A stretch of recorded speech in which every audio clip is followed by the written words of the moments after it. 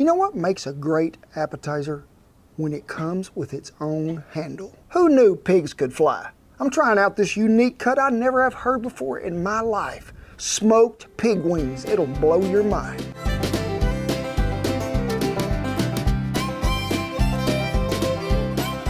We're going to cook something today you might not even have heard of, pork wings. Well, first of all, we'd like to thank Porter Road for sponsoring this video. And you know, you always hear about people, they're going to smoke some ribs on a barbecue, they're going to smoke some brisket on some barbecue pit, they're going to do some pork butt. Let's change up the game, let's be different. And it comes with a handle, all complete. I have never heard of a pork wing in my life. Well, I'm telling you, you always used to hear this down there on ranches sometime. They'll say, that guy, that young kid, he ain't gonna ride that bronc today. He won't last no time. Be when pigs fly that he stays on that coat. Well, folks, today pigs are gonna fly because we're gonna cook us up some pork wings. Now, when we're talking about pigs' wings, if it wasn't too hot, I'd get the schnauzer up here and make him do a demonstration, but he's shaded up. It's 106 degrees today. Most wings are right here, right? Or even on a chicken, they'd be doing like this. These wings come from the fibula, which is down here on the shanky end of that ham down here. Today. So we're getting these pieces here. But where do you get a pork wing? These come from Porter Road. Now, you might go to some high-end grocery store and you might be able to find these. I could look all over within a 200-mile radius of here and they wouldn't know what I was talking about. So when you log on to Porter Road there, they got so much stuff that I'd never even heard of. I mean, I know the cut, but I didn't know it come off a hog. Brisket off a hog? Yeah. Everything is pasture raised, everything is cut by a great team of butchers. They are all about quality, they are. But let's do something fun. Let's try out some of these new cuts. Get you an order, fill up your cart. You're gonna get a discount for that first time buy of 15%. So you see on this side, we're pretty clean, this meat is. And you can see the different muscle striations as we're going through here. And this is gonna really cook, and when you take a bite of this and we get done, I'll show you, each one of them muscles is gonna separate and come out right there to your mouth. It's gonna be oh so juicy. Let's get some of this silver skin and any excess fat that we know is not gonna render down into this cook. Let's get it trimmed off there. I will tell you for sure, it is 106 degrees here right now. And this works better if this meat is partially frozen. You can trim this a little better. It's not as easy as what you might think peeling a membrane off a rib, but you just take your time.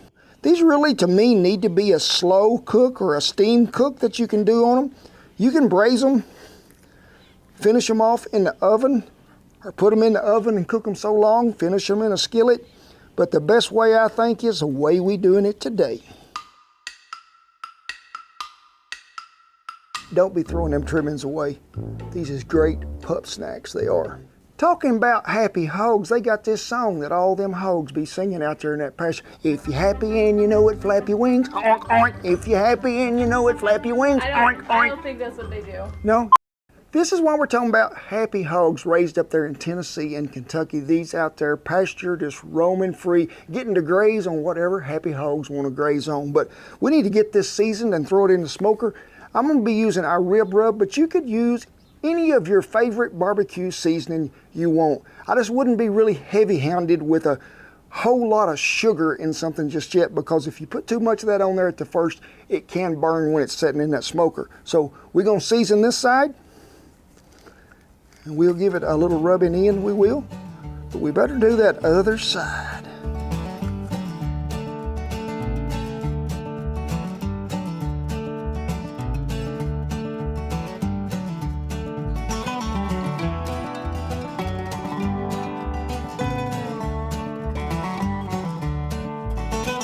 Got the roughneck smoker over here. We're going to target that temperature around 270 degrees. Started off with a little hardwood lump.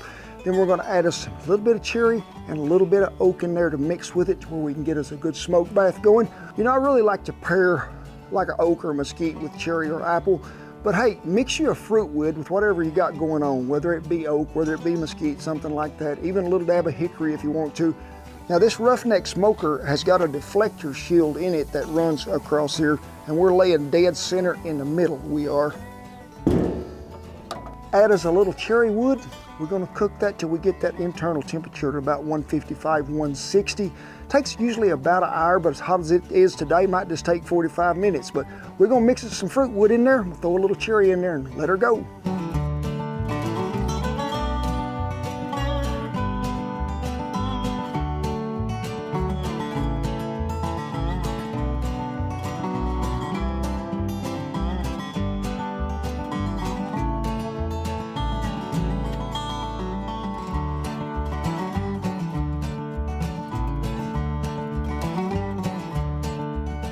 Well, we've been on about 55 minutes. You want to get up to about 150 degrees or so. So let me get them off there.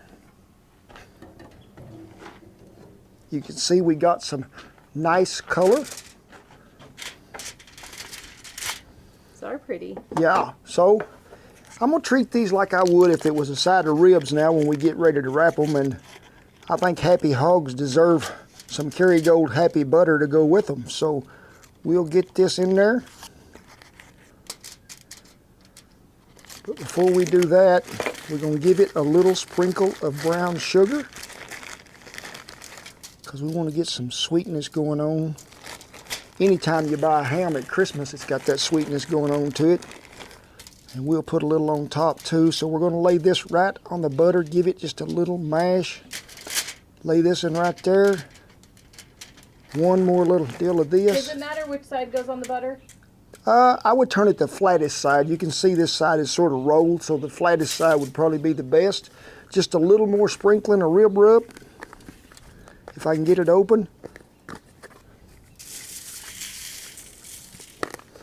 And we're gonna make us a little boat here. Wasn't no breeze a while ago, but when you break out something like tinfoil or saran wrap, I guarantee you they're gonna be some breeze. If I was in there in this fire, I'd be wanting something to sort of cool me off a little. Let me see, can I find it? The mountains are blue, they are. Oh. And when we put this beer with it, we're gonna get a little of this carbonation, but it's gonna help. Mage is mad, if y'all can hear him, because he wants to be out here helping.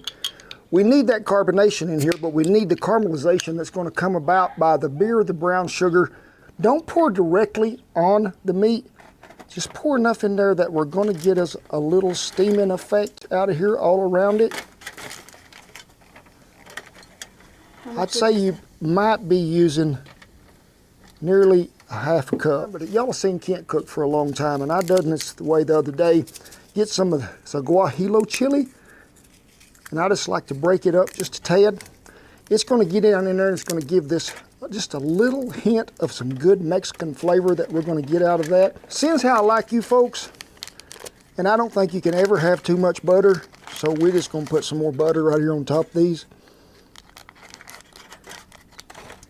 There we go. I'm liking it better all the time now. Now we just need to seal it up really good.